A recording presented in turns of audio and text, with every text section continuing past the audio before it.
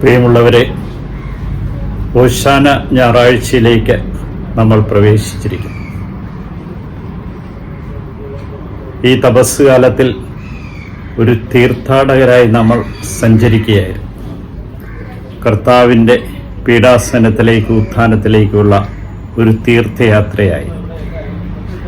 ഇന്ന് നമ്മൾ പ്രത്യേകമായിട്ടും ഉദ്ഘോഷിക്കുകയാണ് ദാവീദിൻ്റെ സുതൻ ഓസാന. സന്തോഷത്തോടുകൂടി ആർത്തു വിളിച്ച ജനം അവനെ രാജാവായി കണ്ടുകൊണ്ട് ആഘോഷത്തോടെ വിളിച്ചു പറഞ്ഞു, ഓസാന, കർത്താവെ, ഞങ്ങളെ രക്ഷിക്കണം.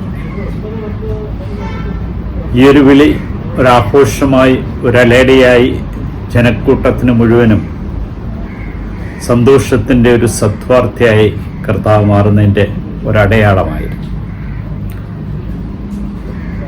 ഓശാന ഗാനങ്ങൾ നമുക്കെല്ലാവർക്കും പരിചിതം. ഈ ഓശാനയിൽ എത്തിച്ചേരുവാൻ നമ്മൾ കടന്നു വന്ന വഴികളൊന്ന് ചിന്തിക്കുന്നത് നല്ലതായിരിക്കും. ഒന്നാമത്തെ ഞായറാഴ്ച മരുഭൂമിയിലെ യേശുവിൻ്റെ പരീക്ഷണത്തെക്കുറിച്ച് നമ്മൾ ചിന്തിച്ചു. പരീക്ഷകൾ നമുക്കുണ്ടാകാമെന്ന് നമ്മളെ ഓർമ്മിപ്പിച്ചു. രണ്ടാമതായി താബോർ മലയിൽ വെച്ച് യേശു രൂപാന്തരപ്പെടും, തന്നെ വെളിപ്പെടുത്തി കൊടുക്കുകയാണ്. താബോർ മലയിൽ നിന്ന് കൽവരി മലയിലേക്കൊരു യാത്രയുണ്ടെന്ന് ശിഷ്യന്മാരെ ഓർമ്മിപ്പിച്ചുകൊണ്ട് താൻ നിയമത്തിൻ്റെ പൂർത്തീകരണമാണെന്നും മോശയോടും ഏലിയായോടും സംസാരിച്ചുകൊണ്ട് അവിടുന്ന് പിതാവിൻ്റെ ദൗത്യം പൂർത്തീകരിക്കുവാനായിട്ട് വന്നിരിക്കുന്നുവെന്ന് ഓർമ്മിപ്പിക്കുമ്പോൾ, ഇവനെൻ്റെ പ്രിയപുത്രന് ഞാൻ സംപ്രീതനായിരിക്കുന്നു എന്ന് സ്വരം കേൾക്കും. മൂന്നാമത്തെ ഞായറാഴ്ചയിൽ അത്തിവൃക്ഷത്തെക്കുറിച്ച് ഫലമുണ്ടോ എന്ന് നോക്കി, എന്നാൽ ഫലം കണ്ടില്ല.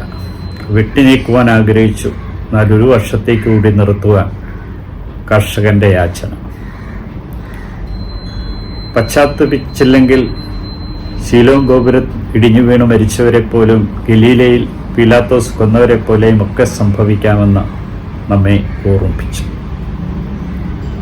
നാലാമത്തെ ആഴ്ചയിൽ ഒരു തിരിച്ചുവരവ്, ഒരു സുബോധം നമുക്കുണ്ടാകണമെന്ന ധൂർത്തപുത്രൻ്റെ ഉപമയിലൂടെ നമ്മെ ഓർമ്മിപ്പിക്കുകയായിരുന്നു.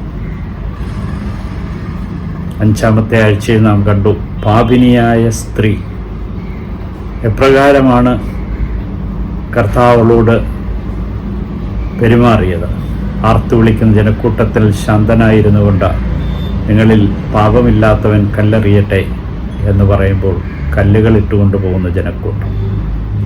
ഞാനും നിന്നെ വിധിക്കുന്നില്ല, മേലിൽ പാപം ചെയ്യരുതെന്ന് കർത്താവ് പറഞ്ഞുകൊണ്ട് അവളെ പറഞ്ഞയക്കും. ഇന്ന് ഓശാനയാണ്.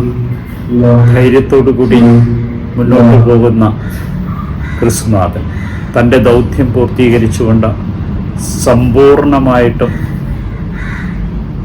പിതാവിൻ്റെ തിരുവിഷ്ടം നിറവേറ്റുവാനായിട്ട് ആഗ്രഹിച്ചുകൊണ്ട് അങ്ങനെ ക്രിസ്തു കഴുതപ്പുറത്തേക്ക് പോകും. 2-3 പ്രത്യേകതകൾ നമുക്കിവിടെ കാണാനായിട്ട് സാധിക്കും. പുതിയൊരു കഴുതക്കുട്ടി, വെള്ളം കുടവും കൊണ്ടുവരുന്ന പുരുഷൻ, ആരും അറിയാതിരുന്നൊരു മാളിക മുകളം. ഇതെല്ലാം നമുക്ക് കാണിക്കുന്നത് എല്ലാം പുതുതായി നമ്മുടെ ജീവിതത്തിൽ തുടങ്ങണമെന്നാണ്. നമ്മളോടൊപ്പം ഉള്ളവർ നമ്മളെ പ്രോത്സാഹിപ്പിക്കും, നമുക്ക് അനുകൂലമായിട്ട് ഇൻകിലാബ് വിളിക്കും, നമ്മളെ മറ്റുള്ളവരുടെ മുൻപിൽ വെച്ച് പുകഴ്ത്തും. ഇവിടെയും ജനക്കൂട്ടം യേശുവിന് ഓശാന പാടി 6-ാം ദിവസം അവനെ ക്രൂശിക്കുക എന്ന് പറയും. ക്രൂശുകൾ എപ്പോഴും ഉണ്ടായിരിക്കും. അഭിനന്ദിക്കുന്നതിൽ എപ്പോഴും ആഹ്ലാദിച്ചുകൊണ്ടല്ല നടക്കേണ്ടത്. അതിലൊരു കെണിയുണ്ടെന്ന് തിരിച്ചറിയണം. നിന്നെയും തള്ളിപ്പറയുന്ന ദിവസമുണ്ടാകുമെന്ന് അറിയണമെന്ന് പ്രത്യേകമായിട്ട് അറിയണം.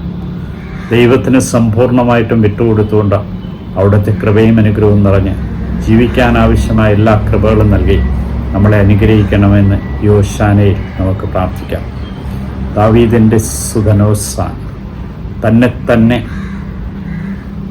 താഴ്ത്തി നമ്മളോടൊപ്പം താഴ്മയുള്ളവനായി മാറിക്കൊണ്ട് കുരിശ് മരണത്തോളം താഴ്ത്തിക്കൊണ്ട് നമ്മെ രക്ഷയിലേക്ക് വിളിക്കുന്ന സ്വയം ശൂന്യവൽക്കരിച്ച കർത്താവിൻ്റെ മനോഭാവത്തിലേക്ക് കടന്നു വരുവാൻ ഈ ഓശാന നമുക്ക് കഴിയും. ഓശാന. കർത്താവെ, ഞങ്ങളെ രക്ഷിക്കണമേ, ഞങ്ങളുടെ ജീവിതത്തെ രക്ഷിക്കണമേ, ഞങ്ങളെ അങ്ങയുടെ വഴിയിലൂടെ നടത്തുകയും ചെയ്യണമേ.